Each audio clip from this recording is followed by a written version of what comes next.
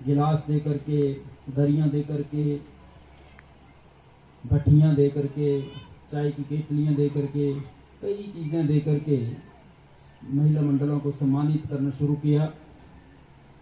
समाज के और दूसरे तबके के लोगों को जो समाज में बेहतर काम करते हैं उनको सम्मानित करने का काम शुरू हुआ। इस देश के सेनाओं में काम करने वाले भूतपूर्व सैनिकों को सम्मानित किया। फिर सेवारत कारगिल में शहीद हुए थे उनके परिवारों को सम्मानित किया। इस तरह के कई सम्मान समारोह हमारे इस सुजानपुर विधानसभा क्षेत्र में शुरू हुए और उस टाइम ये हमीरपुर विधानसभा क्षेत्र था और बहुत सारे लोग उस वक्त राणा जी का विरोध करना लोगों ने शुरू कर दिया कि दरियां बांटने से कुछ नहीं होता, गिलास देने से कुछ नहीं होता, लोगों को सम्मान देने से कुछ नहीं होता। लेकिन हम लोग ये समझते हैं कि जब कोई आदमी समाज के हर तबके को सम्मान देना शुरू करता है तो भगवान उस आदमी को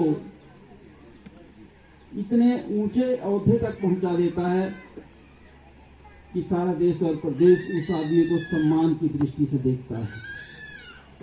वो उदाहरण आदरणीय राणा जी का हमारे सामने है। ये एक सामाजिक कार्यक्रम है, लेकिन आज के दिन में समाज के किसी भी हिस्से को हम राजनीति से अलग करके नहीं देख सकते,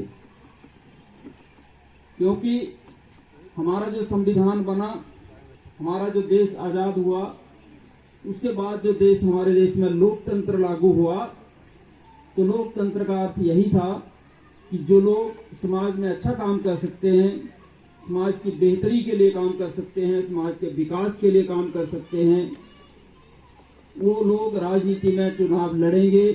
लोग उनमें से अच्छे लोगों को चुनेंगे और वो लोग समाज की सेवा करेंगे, देश की सेवा करेंगे और देश को आगे लेकर के जाएंगे।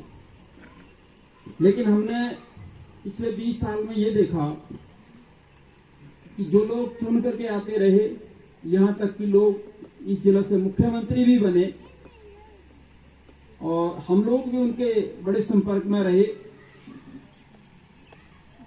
2 बार कोई आदमी मुख्यमंत्री किसी जिले से रहे और फिर उसके पास पूरे विधानसभा क्षेत्र में एक भी ऐसा काम न हो जो वो ये गिना सके कि ये मैंने किया है। तो मैं समझता हूं उसकी तो एक गांव के बाढ़ पंच से भी उसकी दशा जो है वो खराब है, क्योंकि 5 साल तक अगर कोई आदमी बाढ़ पंच रहता है तो उसके पास भी ज्यादा नहीं तो 2-4 रास्ते तो दिखाने के लिए होते हैं कि मैंने ये रास्ता बनाया, ये मैंने ये रास्ता बनाया, मैंने ये किया, मैंने वो किया, वो भी दिखाने के लिए होता है। लेकिन जो आदमी 2 बार प्रदेश का मुख्यमंत्री रहा, उसके पास सुजानपुर विधानसभा क्षेत्र में 2 रास्ते दिखाने के लिए नहीं थे कि मैंने मुख्यमंत्री के तौर पर ये पैसे दिए थे और ये रास्ते मैंने बना के दिए हैं। लेकिन जब वो चुनाव 2017 में हार गए तो बड़े सारे लोगों ने शोर शराबा करना शुरू किया। अब जिन लोगों ने राणा जी को वोट दिए थे उन्होंने तो सोच समझ के वोट दिया था, उनको तो कोई प्रायश्चित नहीं था, उनको तो ये खुशी थी कि हमारा वोट जीता है। जब किसी चुनाव का रिजल्ट आता है और हम घर में बैठ के सुनते हैं तो हम सबसे पहले ये सुनते हैं कि मैंने जो वोट डाला है वो जीता कि नहीं जीता। वो लोग तो खुश थे, लेकिन जो लोग उनके साथ थे उन लोगों ने ये शोर शराबा शुरू कर दिया कि आपने तो जी हमीरपुर जिले से मुख्यमंत्री ही खो दिया। अब आप बताइए, राणा जी 2012 में एमएलए बने, आदरणीय स्वर्गीय राजा वीरभद्र सिंह जी के संपर्क में आए, 2014 में इन्होंने भी इलेक्शन हार दिया और राजा वीरभद्र सिंह जी ने इन्हें उपाध्यक्ष बनाया। एमएलए यहां से कोई और था, सरकार कांग्रेस की थी। राणा जी ने ये नहीं सोचा कि मुझे लोगों ने हरा दिया है या मेरी पत्नी को हरा दिया है, मैं हार गया हूं और मैं काम नहीं करूंगा। राणा जी ने ये महसूस किया कि लोगों ने अगर 500 वोट मेरी पत्नी को कम डाले हैं तो इसका मतलब हम लोगों में कहीं कोई कमी है। इन्होंने राजा वीरभद्र सिंह जी से मिल करके 5 साल में करोड़ों अरबों रुपए का विकास सुजानपुर में करवाया। अरबों रुपए के भवन सुजानपुर के विभिन्न क्षेत्रों में बनवाए, अस्पताल बनाए, स्कूल अपग्रेड किए, स्कूल बनाए, सड़कें बनाई, पुल बनाए। ये सारा कुछ राणा जी ने किया और लोगों ने उसका जो परिणाम है वो 2017 में दिया। और ये लोगों ने ये फैसला दिया कि हमें प्रदेश का मुख्यमंत्री नहीं चाहिए, हमें एक एमएलए चाहिए जो करोड़ों रुपए के विकास करवा पाए। हमें ऐसा मुख्यमंत्री नहीं चाहिए जिसके पास 10 साल मुख्यमंत्री के रहने के बाद भी जिसके पास ये बताने के लिए नहीं हो कि मैंने काम क्या किया है 10 साल में। फिर क्या करेंगे उस मुख्यमंत्री? अब कुछ लोग दोबारा आदरणीय धूमल जी को लेकर के सुजानपुर और हमीरपुर में घुमाना शुरू कर दिए हैं। गिने चुने लोग हैं। धूमल साहब का हम सम्मान करते हैं, बहुत समय तक उनके साथ भी रहे हैं, लेकिन जब तुम मुख्यमंत्री रह करके यहाँ के लोगों के लिए कुछ कर नहीं पाए और जब आपने इलेक्शन लड़ा और राजा वीरभद्र सिंह जी मुख्यमंत्री होते थे तो आप तो भरी जनसभाओं में कहते थे कि जी मुख्यमंत्री रामपुर और रोहड़ू का है, वो यहाँ का विकास नहीं करेगा। यहाँ का मुख्यमंत्री बनाओ, हमीरपुर जिले का मुख्यमंत्री बनाओ, वो विकास करेगा। हमीरपुर जिला के लोगों ने हमीरपुर का मुख्यमंत्री बना के भी देख लिया, उसके पास दिखाने के लिए कोई काम नहीं।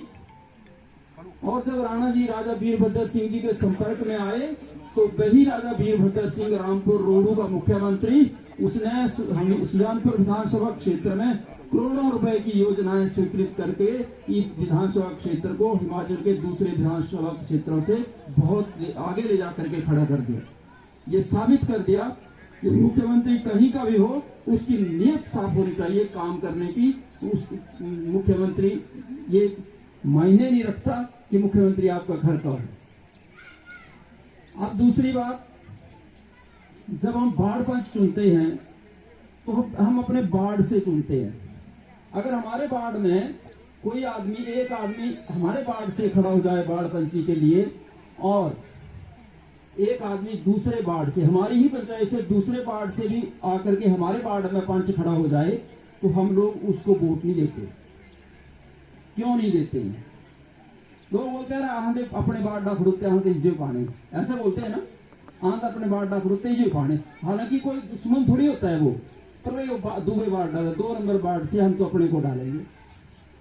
प्रधानी का इलेक्शन कोई अगर लड़ता है, वो पटलांदा से आकर के यहाँ खड़ा हो जाए और आपका एक प्रधानी का इलेक्शन लड़ने के लिए एक कैंडिडेट आपका यहाँ से अपनी पंचायत से हो, तब भी लोग बोलते हैं भाई अपनी पंचायत खड़ोते बाहर वाले भी वोट पाने पांदे कभी नहीं डालते, ये अपनी पंचायत खड़ोते इसलिए बोलते हैं क्योंकि जो हमारे वार्ड से जो खड़ा हुआ है वो हमारे वार्ड का अगर रहने वाला है तो उसको हमारे साथ लगाव होगा, उसको अपने वार्ड की चिंता होगी, इसका विकास करवाना, इसको आगे लेके जाना। दूसरे वार्ड वाले को तो अपने वार्ड की चिंता होगी, वो बन भी जाएगा तो बोले यार ठीक है, वोट पाई तो मैं अपने वार्ड करता थी में परमानेंट रहना है।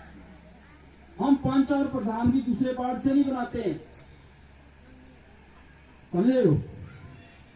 लेकिन यहाँ लोग मुख्यमंत्री और एमएलए बनने के लिए मंडी के बनने से समीरपुर से जो यहाँ से 50 किलोमीटर दूर है वो यहाँ सुजानपुर में आके घूम रहे हैं कि मुझे हमें एमएलए बना दो, राजेंद्र राणा को हरा दो। फिर तुम्हारे पास घूमते रहेंगे, जाकर के 50 किलोमीटर जाएंगे, 50 किलोमीटर आएंगे, फिर आपके पास वहाँ एक सिक्योरिटी की गाड़ी है, उसमें 4-5 पुलिस के लोग रहते हैं, उन लोगों से आप पूछेंगे फिर जाइए कि नहीं जाइए, साहब है। वो अगर जाने देंगे तो साहब के पास आप पहुंचेंगे, जो नहीं जाने देंगे तो आप पीछे ही हो जाएंगे, वापिस रही से हो जाएंगे, हो गया काम। ऐसे लोगों की आवश्यकता हमें नहीं।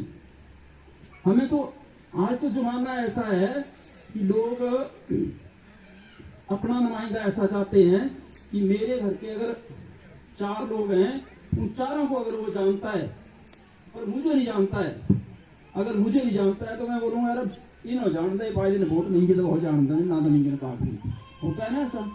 आज हर आदमी ये चाहता है कि मेरा जो नुमाइंदा है वो मुझे पहचाने, मेरे नाम से मुझे पहचाने, मेरे गांव से पहचाने। पार्टी की बात नहीं करता कोई, चाहे वो किसी पार्टी का है। पर मुझे पहचानता है कि नहीं पहचान के लिए तो आदमी जिंदा है।